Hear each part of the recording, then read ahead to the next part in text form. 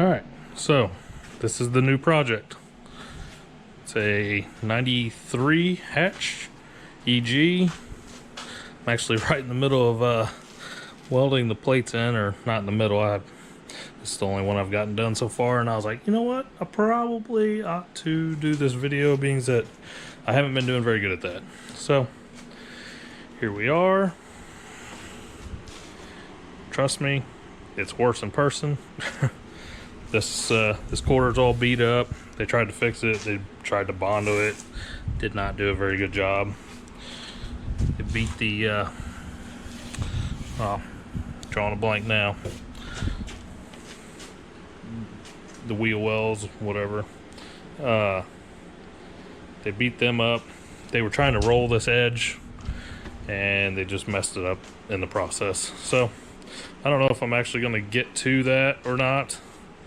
Probably won't. I probably won't worry about aesthetics too much. I probably will end up painting it before I put it all back together. It is a rattle can job.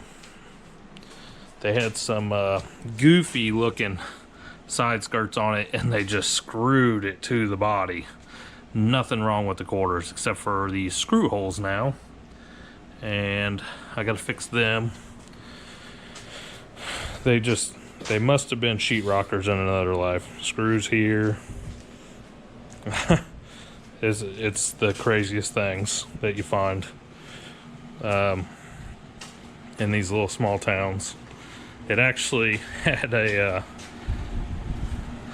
John Deere battery in it that he had spray painted to match the car. Crazy. All the panels, the two motors. One of those J35, J32. That's a A3, I believe. And I have a J32 A2 over there. The old Del Sol. Just the J35 also. And I'm going to start making a video on this. I figured out how to start since I have not been doing a very good job of that. So let me run you through what I got so far. Got the roll cage, which was stripping the rest of the car. I wasn't too worried about it. I just went with mild steel. Kind of spend more money on the motor than on the roll cage. I didn't opt for the chromoly. I do have the J32 heads. I have taken them apart. As you can see, some of the valves had rust on them whenever I got it. That's actually why I ended up not even running that motor, was because I checked the heads out and I seen the rust and I was like, you know what? Not gonna chance it. So, got them. I got the upgraded springs, which I ran in a J35. They were supposed to work with the factory valves, and it ran for about 3 minutes and snapped 3 valves. So they said they've never had that happen before. I don't know, maybe it was my bad luck. I have a lot of it. So I already got the valves. They're still in the box over there, and I actually, let's check them out. They came from P2R. I got the ARPs from them in the back, and the valves come individually packaged. Very nice. And then let's see what we got here. Oh, the fuel rails. The J35 fuel rails. Got the set of them. I have the P2R Holley EFI adapter, the kit, and I went with the 95mm throttle body. So that should that was weird. I got this in and that tube just came right out. So that's probably alright though. I'll probably end up tapping it and putting a barb fitting on it, and then running that as the wastegate.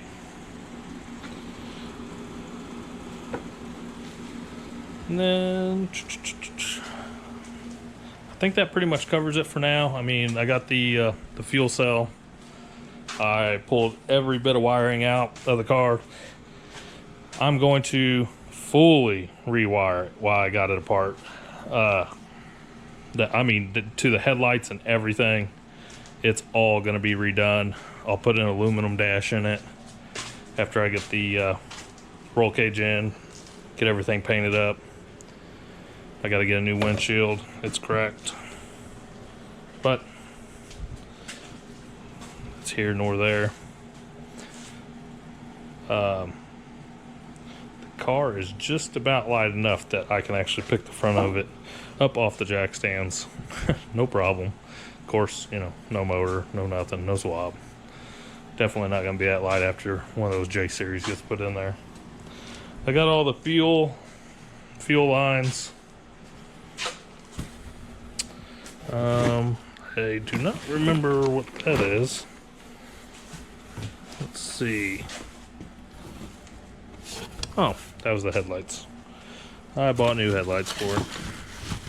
And corner lights. Not quite sure what fuel I'm going to run on this yet. I was thinking methanol. Being that it's only going to be a track car, and get some billet atomizers. But I haven't decided on that yet. I talked to a couple people and they ran it on their cars, not Hondas, but I think they were carb cars. They had a lot of icing issues where it was like icing up the carburetors and such, and just causing all kinds of issues. I don't know if that really happens. I have no idea. I have no experience with that. So I'm going to take their word for it, probably stay away from it, go to a different fuel. If you have any suggestions, put them in the comments. I know that I pretty much had the wrong fuel cell for that. But that fuel cell was actually going to be for the Del Sol. And I did get it switched over to E85. It was actually a lot easier than I thought it was going to be. I actually ended up putting a GM sensor in it, and that actually connected to the micro squirt, and then switched it over. I know it's not the ideal setup with the micro. It doesn't have as much adjustability as like the Mega Squirt 3. But for what I use it for, it does great. It is close enough. I'm not trying to squeeze every horsepower out of that car. I'm still having an issue with it. After about 5,500, it feels like it stalls out a little bit. The AFRs look perfect. The timing is probably a little on the safe side, and I'm thinking that has more to do with it. I haven't tracked it down though.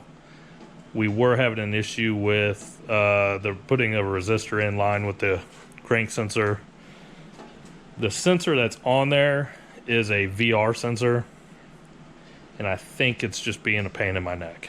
The hatch that I helped with has the exact same swap, exact same sensor, exact same ECU, pretty dang close to the same tune. As far as ignition table, they're pretty much identical. The AFR stuff is just a little bit different. He's got J32 heads on his. I got J35 heads. I think his flow just a minute amount more. So I think that's what makes up for the fuel side. But that's fine. I think his does fine. Above 5,500, it goes through it. But mine, for some reason, is throwing more of an error.